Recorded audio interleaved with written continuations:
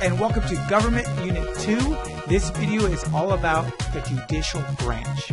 The judicial branch is the part of our federal government that covers our federal courts. And the basic function of all courts is to apply the law to an actual situation. Because the law really is just a piece of paper. So you need someone or a group of someone's to make it clear how that piece of paper affects your life. And that's the function of all courts. The courts in the federal court system are broken up into three categories: trials courts, appeals courts, and courts of final appeals. We're going to get into those definitions a little bit later. If you're involved in a court case and you're not the judge, you are either a plaintiff or a defendant.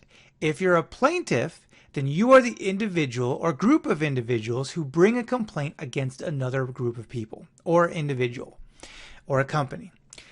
A defendant is the one who is answering that complaint. They're the person or group of people or company or business or whatever that is defending themselves against the plaintiffs, against the challenge. Now, there is one other person that's just as important as the plaintiff and the defendant, and that is the judge himself. And in federal courts, a judge, whether it's the Supreme Court or for a lower federal court, the judges are appointed by the president and approved by the Senate. So when that court case is ready to be heard, it first makes its appearance in the trials courts, because trials courts have what is known as original jurisdiction. Jurisdiction is another word for authority. Trials courts with original jurisdiction have the authority to hear a case first before any other court. Now, at the end of that court case, if you feel that the judgment against you was wrong or done incorrectly or unfairly, then you can appeal and take it to appeals courts to get it heard a second time. An appeals court has appellate jurisdiction. That means they have authority to hear court cases that someone feels was done incorrectly, improperly, unfair. And the same is also true for the Court of Final Appeals. They also have appellate jurisdiction. Now, the Supreme Court is the final court of appeals.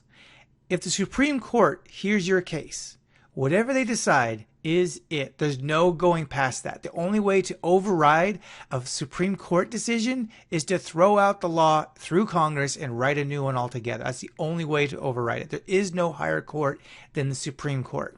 And the Supreme Court does these things when they're working. They select cases that relate to constitutional law. If it doesn't have to do with the Constitution, they're not going to hear it.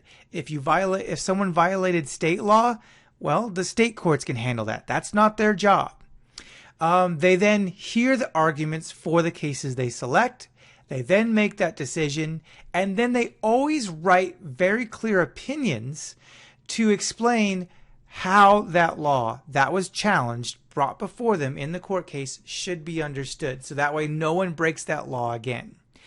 Those opinions are more important than the final decision, because it's in those opinions we get the clarification for the law that sometimes is not very clear. And that's what the power of judicial review is. It gives the Supreme Court that final say and the power to throw out a law if they feel that law violates the Constitution. And that's it for the judicial branch. We're going to talk more about some of the real-life applications of the judicial branch in the next video or two. But in the meantime, this is the definition of what they are and who they are. If you have any questions, let me know in class, and thank you.